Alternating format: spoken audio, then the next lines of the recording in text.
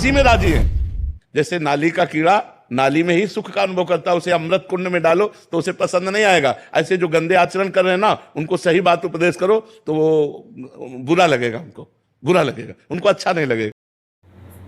वर्तमान समय में भारत के अंदर सनातन धर्म को लेकर जो लोग टिप्पणी कर रहे हैं, और वो भी एक ऐसे व्यक्ति के बारे में टिप्पणी करना जो वास्तव में संत हैं, प्रेमानंद महाराज जी, उनके बारे में भी लोग टिप्पणी करने से बाज नहीं आ रहे हैं।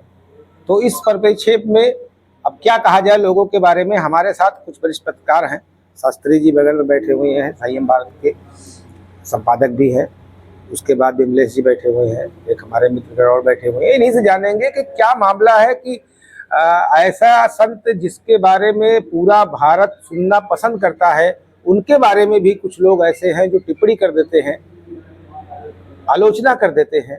बड़ा दुर्भाग्य की बात है। सर नमस्कार।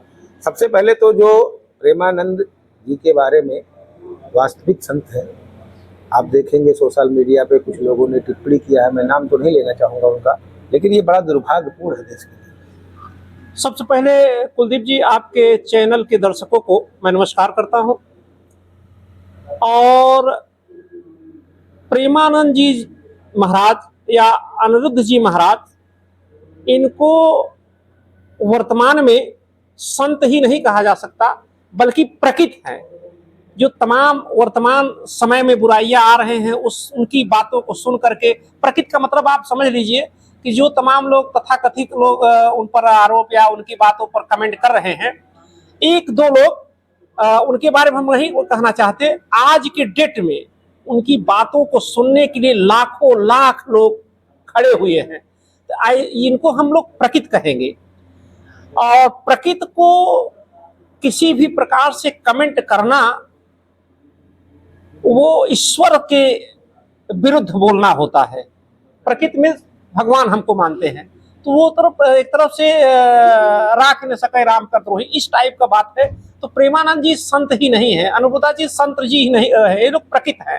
वर्तमान में कलयुग में जिस तरह से पापाचार बढ़ा हुआ है, आप समझ लीजिए कलयुग का पापाचार इस तरह से है, अन्यायों का इस तरह से तमाम। आप इसके पहले भी हम हुए कि यहाँ अंधों को भी नहीं छोड़ रहे हैं।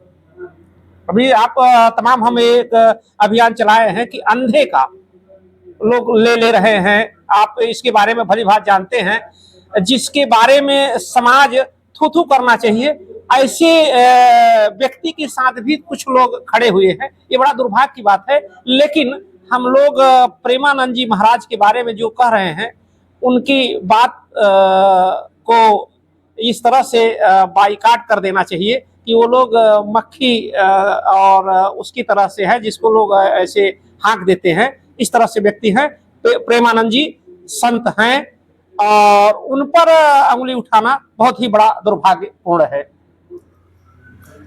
एक और सवाल है, जहाँ तक हमें पता है या हमारे जो लोगों ने प्रेमानंद जी महाराज का दर्शन करने के लिए गए हैं, वहाँ पर आज तक शायद प्रेमानंद महाराज जी ने कोई चढ़ावा अपने जीवन में नहीं लिया।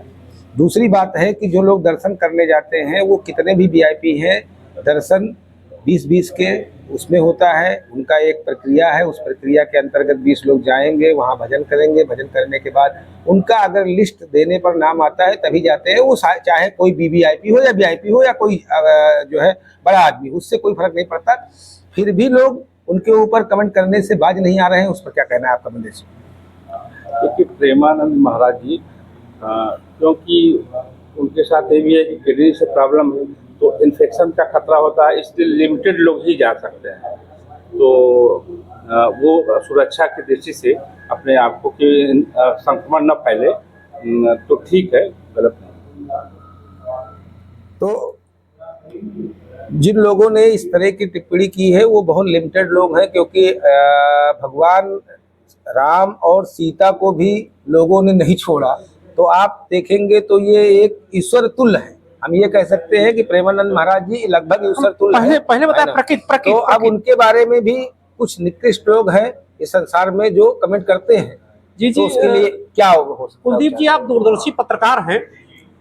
हम आपको अभी बताया कि उन लोग गंदी मक्खी के समान है, उनके बारे में कहना बहुत ही दुर्भाग्यपूर्ण है। ये लोग उस तरह के व्यक्ति हैं जिस तरह से स्वयं के सामने दूध में पड़ी मक्खी को पी रहे हैं और सूर्य को दीपक दिखाने का प्रयास कर रहे हैं। और ये लोग एक अपने को मीडिया में या सोशल मीडिया में बने रहने का एक योजना ढूंढते रहते हैं किसी अच्छे व्यक्ति को कह करके। तो वो सूर्य की तरह है, उनके बारे में और कोई टिप्पणी करना। कट करो भैया।